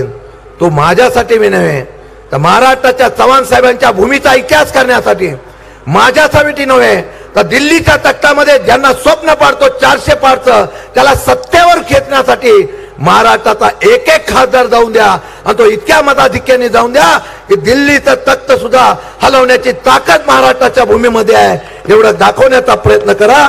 जय हिंद, जय महाराष्ट्र. धन्यवाद सन्माननीय शशिकांतजी शिंदे साहेब. राष्ट्रवादी काँग्रेस पक्षाचे महाराष्ट्राचे प्रदेश अध्यक्ष, माजी जलसंपदा मंत्री आणि पवार साहेबांचा निष्ठावंत शिलेदार जयंत पाटील साहेब बोलतात. एकदा जोरदार टाळी आदरणीय जयंत पाटील साहेबांसाठी. वेळ कमी आहे, बऱ्याच लोकांची नावं आहेत, म्हणून व्यासपीठावरील सर्व मान्यवर आणि बंधू भगिनींनो, आपल्या सर्वांना उद्याच्या लोकसभेच्या निवडणुकीत ज्यांना आपण या भागातून विधानसभेवर आपलं प्रतिनिधित्व करण्याचा अधिकार दिलेला होता, त्यांना आता दिल्लीला पाठवण्यासाठी आपण सगळे आज इथे एकत्रित जमलोय. लोकसभेच्या निवडणुकीमध्ये पवार साहेबांनी साताऱ्याचा हा गड जिंकण्यासाठी आपला सगळ्यात निष्ठावंत, कष्ट करण्याची प्रचंड तयारी असणारा, आपला सगळ्यात विश्वासू शिलेदार या मतदारसंघात उभा केलेला आहे, ते म्हणजे शशिकांत शिंदे. त्या शशिकांत शिंदेना निवडून आणण्यासाठी आपण सगळ्यांनी प्रयत्नाची पराकाष्ठा केली पाहिजे. आपण ज्यांच्या विरोधी लढतोय त्यांना या देशामध्ये लोकशाही इतके वर्ष टिकलेली आहे हे पसंत नाहीये. या देशातली लोकशाही मोडायची आणि या देशामध्ये पुन्हा हुकुमशाही आणायची आणि यासाठी संविधानात बदल करायचा. मग हे सगळं करायचं असेल तर आपल्याला 400च्या पेक्षा जास्त खासदार निवडून आणले पाहिजेत. 400 पेक्षा जास्त खासदार निवडून आले तर आपण घटना देखील बदलू शकतो, संविधानात बदल करू शकतो, अशी मानसिकता या सगळ्यांची आहे. आतापर्यंत त्यांनी ज्यांना ज्यांना उमेदवारी दिली आहे त्यातल्या 11 खासदार लोकसभेला उभे राहिलेले भाषण करून सांगतायत की आम्हाला निवडून जायचंय ते डॉक्टर बाबासाहेब आंबेडकरांचं संविधान बदलण्यासाठी जायचंय. आमच्या बीडच्या लोकसभेच्या पंकजाताई मुंडे यांनी भाषण केले, मला दिल्लीला पाठवा, आपल्याला ते डॉक्टर बाबासाहेब आंबेडकरांची घटना बदलण्यासाठी, संविधान बदलण्यासाठी आपल्याला दिल्लीला जायचंय. आनंद कुमार हेगडे नावाच्या कर्नाटकच्या खासदारने, बेंगळूरच्या खासदारने देखील हेच सांगितलं. या देशामध्ये यांचे 11 खासदार आहेत जे आज संविधान बदलण्यासाठी आम्ही दिल्लीला जातो हे सांगतायत. याचा अर्थ 100% यांची मानसिकता आता ती आहे. आता सांगतायत ते आम्ही नाही बदलणार, नाही बदलणार. पण सुरुवातीला पहिल्या राऊंडात आणि दुसऱ्या राऊंडात निवडणुकांच्या 400 पारची भाषा बोलणारे आता 200 पार जातंय का या भीतीनं त्यांचे तोल जायला लागलेले आहेत. या महाराष्ट्रात दर 2 दिवसाने साहेब आहेतच. रोज महाराष्ट्रात 2-2, 3-3 सभा घेत आहेत. या सभेत नरेंद्र मोदी भारतामध्ये आम्ही पुढे हे करणार आहे असं नाही बोलत. शरद पवारांच्यावर टीका करणं हा यांचा आता एकमेव कार्यक्रम राहिलेला आहे. औरंगजेबाच्या सैन्याला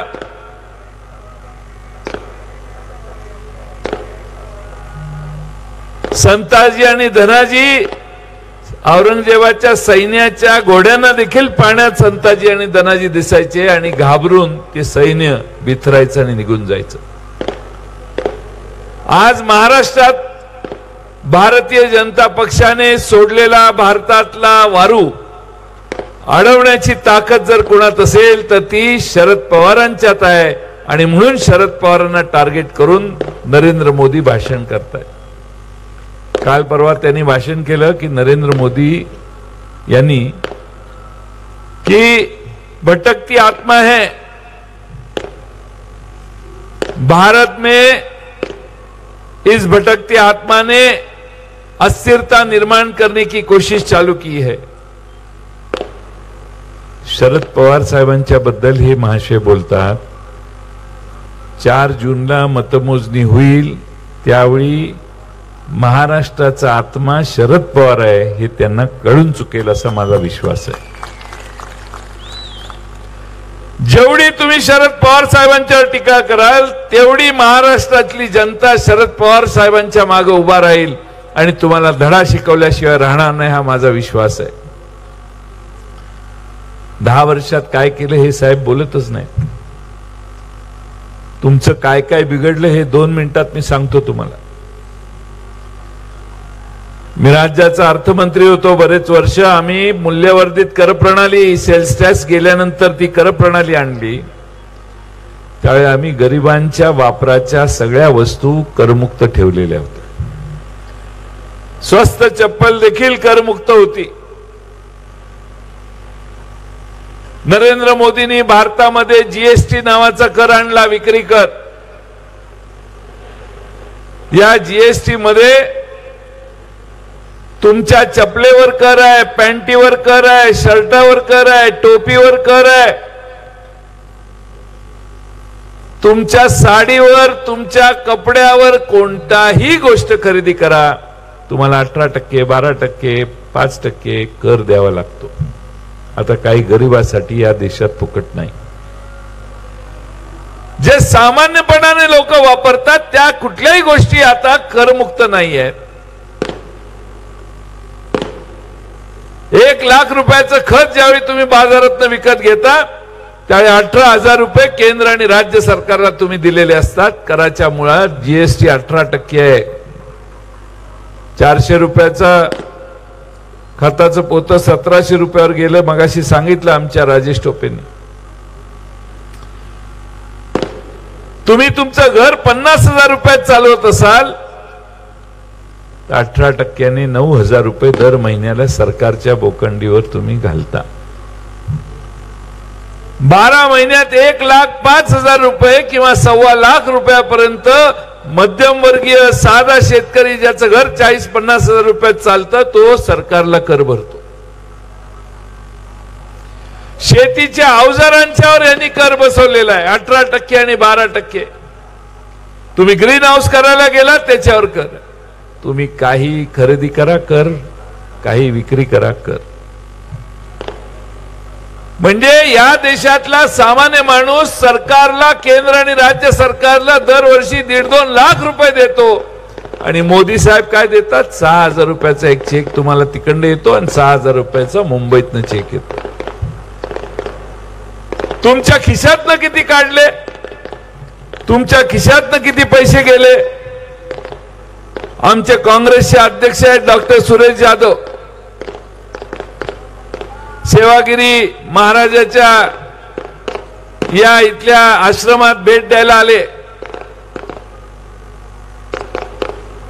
येताना जरा सातारला जाऊन काही खरेदी करायची होती. साताऱ्यात गेले.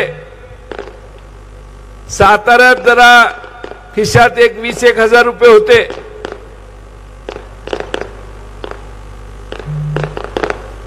त्यांच्या जरा जाड्या असणाऱ्या खिशाकडे लक्ष पाकिट मारायचं जातं. तो सुरेश जाधवांचं हळूच पाकिट मारतो. सुरेश जाधवांना कळत नाही. सुरेश जाधव पुढे चालायला लागतात. त्यात त्यांचा फोटो बघतो. एवढा चांगला सरळ मार्गी माणसाचा आपण खिसा मारला म्हणून तो त्या 20,000 रुपयातले 17,000 रुपये काढतो, 3,000 रुपये ठेवतो आणि परत पळत पळत जातो आणि सुरेश जाधवांना सांगतो, हे आपलं पाकिट तिथं पडलेलं होतं, हे जरा पाकिट घ्या.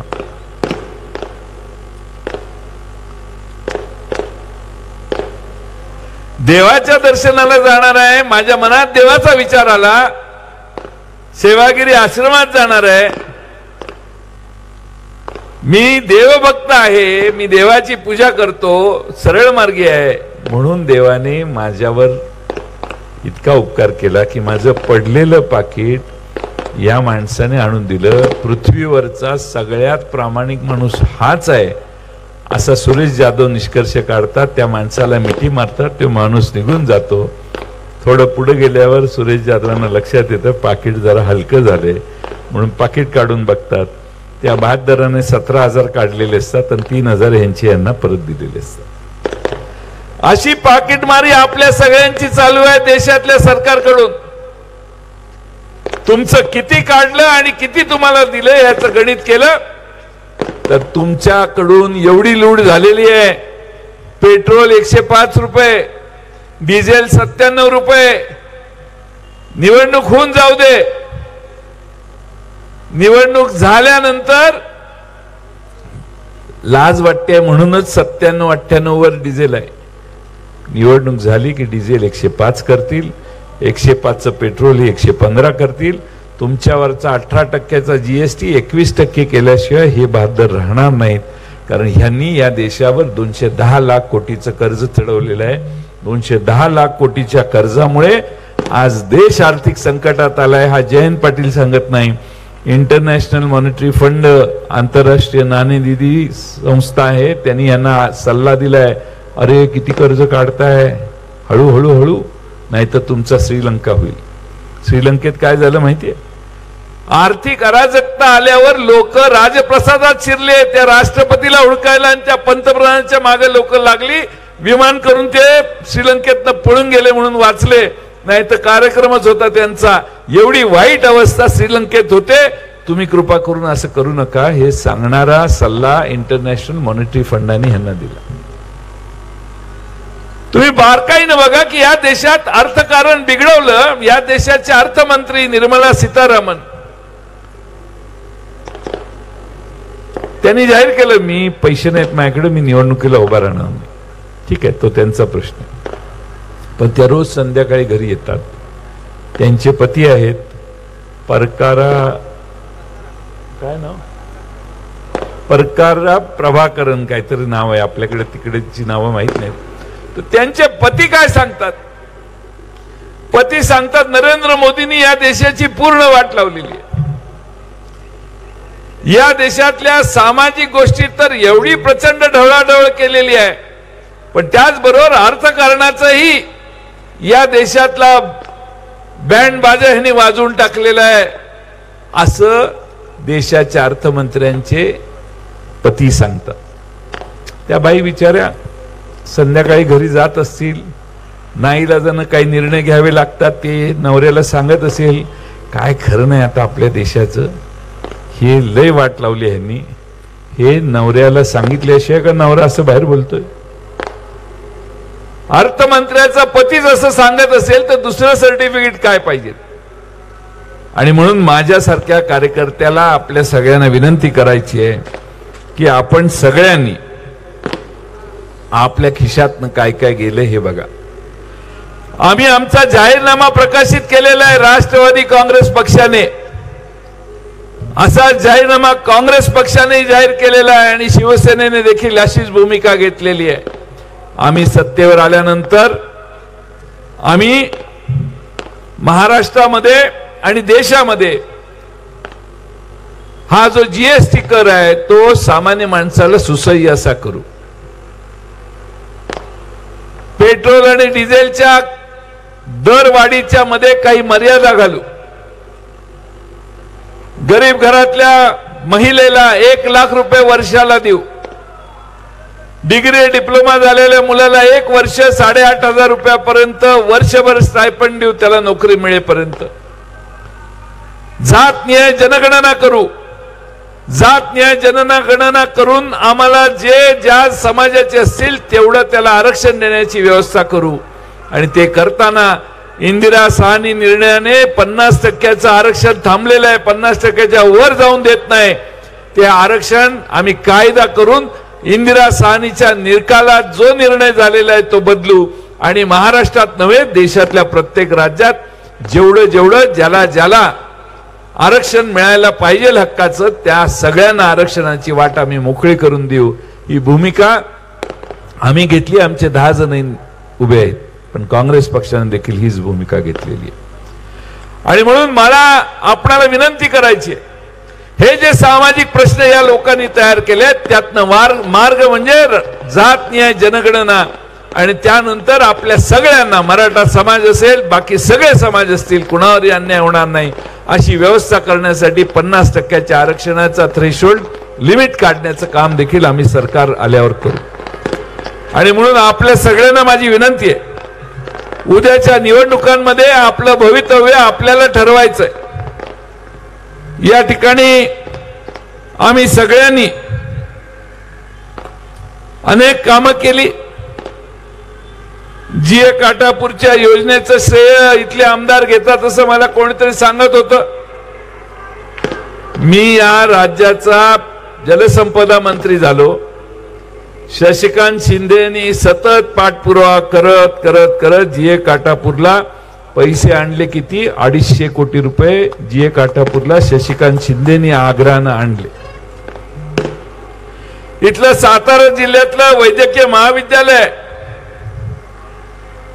29 जून 2020 ला जलसंपदा मंत्री म्हणून त्या खात्याकडे असणारी 60 एकर जमीन मी वैद्यकीय खात्याकडे हस्तांतर करण्याचा निकाल केला. मी माझी पर्सनल प्रॉपर्टी दिली नाही, पण हे यासाठी सांगतोय की आम्ही एका खात्याची जमीन काढून दुसऱ्या खात्याला देऊन तिथं वैद्यकीय महाविद्यालय करण्याचा निर्णय घेतला. तो निर्णय आमचा तेव्हाच आहे.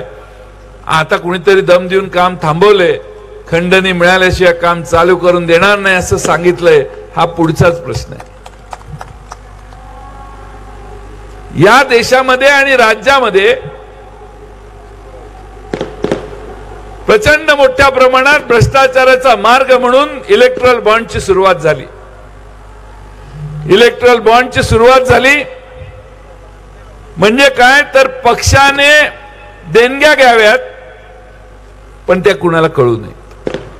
सुप्रीम कोर्टाने सांगितलं सगळं उघड करा. त्यावेळी असं लक्षात आलं की भारतीय जनता पक्षाने 10,000 कोटी रुपयापर्यंतची रक्कम वेगवेगळ्या कंपन्यांना ईडीचा आणि आयटीचा धाक दाखवून गोळा केलेला आहे. हे ज्यावेळी देशाला कळलं त्यावेळी हा भारतातला सगळ्यात मोठा भ्रष्टाचार आहे याची खात्री भारतीयांची झाली. त्यामुळं आपल्याला दिसतंय तसं नाहीये. आज मी महाराष्ट्रातल्या वेगवेगळ्या ठिकाणी जातोय. महाराष्ट्रामध्ये सर्व दूर शरद पवार आणि उद्धव ठाकरे आणि राहुल गांधींच्या मागे माणसं उभा राहताना दिसत आहे. परवा 8 मतदारसंघाचा मोठ्या चांगल्या प्रमाणात मतदान झालं. त्या 8 मतदारसंघामध्ये महाविकास आघाडीचे उमेदवार निवडून येतील असं चित्र दिसायला लागलेलं आहे. मला खात्री आहे की उद्याच्या काही दिवसामध्ये आपल्या भागातही मतदान होणार आहे. आपल्या या भागातल्या मतदानात आपण देखील आपल्या सगळ्यांचे जीवाभावाचे आपले शशिकांत शिंदे यांना दिल्लीला पाठवण्याचं काम कराल. आम्ही आणखीन एक महत्वाचा मुद्दा जाहीरनाम्यात सांगतोय. पत्रकारांसाठी आहे. पत्रकारांच्यासाठी हा मुद्दा महत्वाचा यासाठी आहे आणि तो जनतेसाठी देखील महत्वाचा आहे की माध्यमांसाठी आमचं सरकार काय करणार. मुक्त संवाद घटनेने बहाल केलेले भाषण आणि अभिव्यक्ती स्वातंत्र्याला संरक्षण देण्याचं धोरण आणणार. प्रसार माध्यमांचे रक्षण आवाजवी दबावात न येता प्रसार माध्यमांचे स्वातंत्र्य अबाधित राहिल्याची काळजी घेऊ. माहिती उपलब्धता अचूक आणि निपक्षपातीपणाने सार्वजनिकरित्या उपलब्ध होण्याच्या उपाययोजना करू.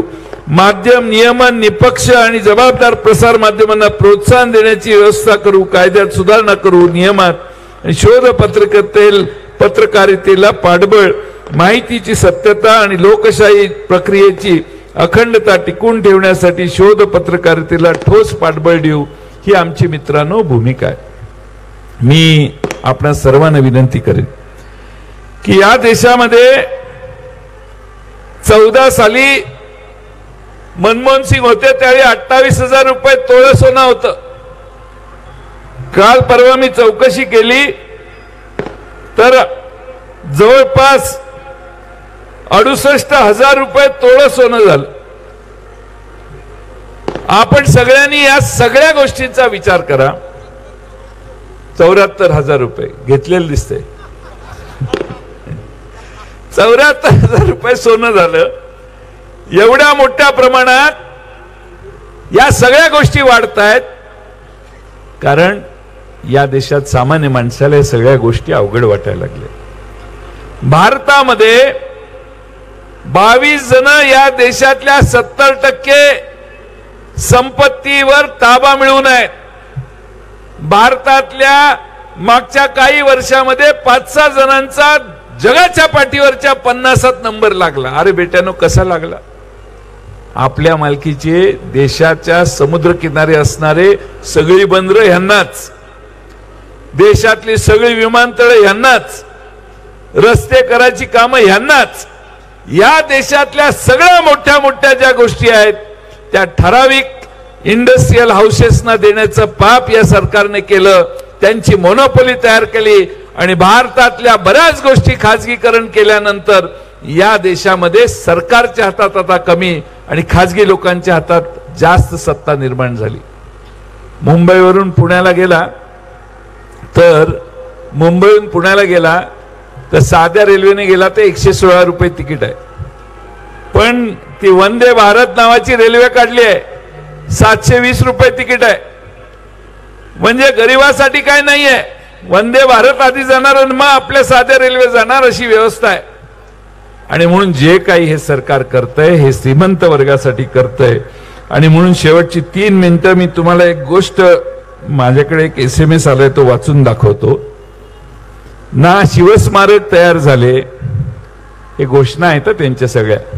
ना वाड्रा जेलमध्ये गेला, ना विश्वगुरु आपण झालो, ना 15 लाख मिळाले, ना काळे धन परत आले, ना दाऊद व मल्ल्याला फरफटत आणले, ना रोजगार मिळाले, ना गंगा स्वच्छ झाली, ना स्त्रियांवर अत्याचार थांबले, ना स्मार्ट सिटी कुठं झाल्या, ना बुलेट ट्रेन धावली, ना दहशतवाद थांबला, ना महागाई कमी झाली, ना पेट्रोल स्वस्त झालं, ना शेतकऱ्यांना दुप्पट भाव मिळाला, ना काश्मीरी पंडित घरी परतले, ना स्टार्टअप इंडिया झाला, ना मेक इन इंडिया झाला, ना स्किल इंडिया झाला, ना डिजिटल इंडिया दिसला, ना अच्छे दिन आले, ना चीन घाबरला, ना डॉलर घसरला, ना धनगर समाजाला आरक्षण मिळाले, ना बाबासाहेब यांचे स्मारक तयार झाले. 18, 20, 24 तास काम करून स्वयंघोषित चौकीदार करत तरी काय होता नेमकं. खरंच विचार करायला लावणार आहे. अच्छे दिन वाल्यांच्या सरकारची 4 वर्षातली कामं हे ऐका. आधार कार्ड बनवा, आधार क्रमांक बँक खात्याला जोडा. काम काय केलं सरकारने ते सांगतोय. आधार क्रमांक मोबाईलला लिंक करा, आधार कार्ड पॅन कार्डला लिंक करा, LPG गॅस क्रमांक आधार लिंक करा, जुलैच्या अगोदर रिटर्न भरा, नोट बदलून घ्या,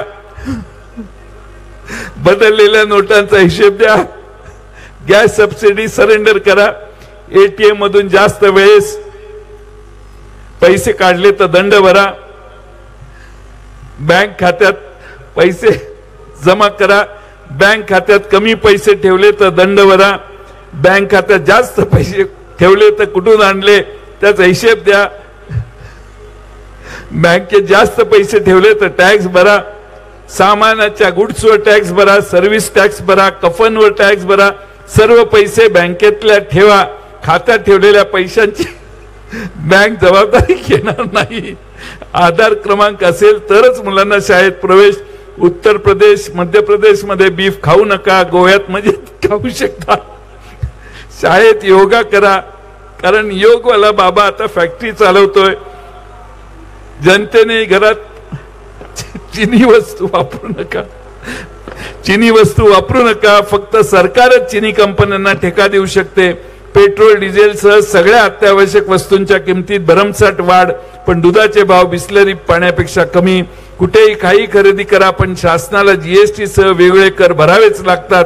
आवश्यकता नसताना अब्जावधी रुपये खर्च करून अहमदाबाद बुलेट ट्रेनचा हट्ट पूर्ण केला, पण सर्वसामान्यांना भिकेला लावले.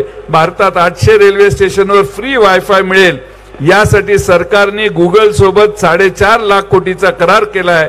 शेतकरी कर्जमाफीसाठी 86,000 कोटी नाहीत, परंतु वायफाय साठी सरकारकडे 4.5 लाख कोटी आहेत. तुम्हीच सांगा, लोकांना जगण्यासाठी भाकरी पाहिजे का वायफाय? 69 लाख रुपये पेमेंटसाठी 63 गरीब बालकांचा बळी गेला. 75 खासदार आणि 337 आमदारवाले. मुख्यमंत्री योगी म्हणतात की हॉस्पिटलमध्ये बालकांचा मृत्यू ऑक्सिजनच्या तुटवड्याने नाही तर अस्वच्छतेमुळे झाला. आता तुम्हीच सांगा, यांचे स्वच्छ भारत अभियान भारतात नाही तर पाकिस्तानात चालू आहे का? आजचे दिनवाले साहेब, जगण्यासाठी भाषण नाही तर राशन लागते हे तुम्हाला माहित नाही का? असा एक साधारण मेसेज सगळ्या देशभर फिरतोय. मी यासाठी आपल्या सगळ्यांना सांगतो, माझी वेळ झालेली आहे, पण एवढे मुद्दे या सरकारच्या विरोधात आहेत. तुम्हाला सगळ्यांना माझी विनंती आहे की शशिकांत शिंदेना निवडून देत असताना इथं शशिकांत शिंदे लोकसभेवर जातील याच्यात माझ्या मनात शंका नाही, पण मी आज मुद्दामून आलोय की इथला आमदार देखील तुतारीच्या चिन्हावर विधानसभेत पाठवण्याचं काम करायचंय आपल्याला, आणि ते काम तुम्ही कराल की नाही हे एकदा तुमच्या हातातला फोनवर टॉर्च चालू करा आणि मला खात्री द्या की इथला पुढचा विधानसभेचा आमदार हा तुतारीच्या शरद पवार साहेबांच्या चिन्हावर निवडून जाईल. यासाठी सगळ्यांनी हे लाईट बंद केले तर चालतील, लाईट बंद करा आणि ज्याच्याकडे मोबाईल आहे त्यांनी टॉर्च दाखवा आणि सांगा शशिकांत शिंदे जातीलच लोकसभेवर, पण या मतदारसंघात उद्याच्या निवडणुकीत विधानसभेत देखील खरं बोलणारा,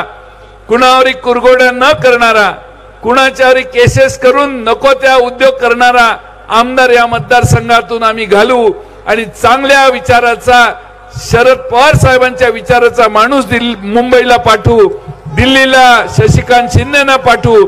एवढाच विश्वास आपल्या सगळ्यांच्या समोर आपण दिलात, याबद्दल आपल्या सगळ्यांचे आभार मानतो आणि माझे 2 शब्द पूर्ण करतो. धन्यवाद. पाटील साहेब धन्यवाद. 10 मिनिटं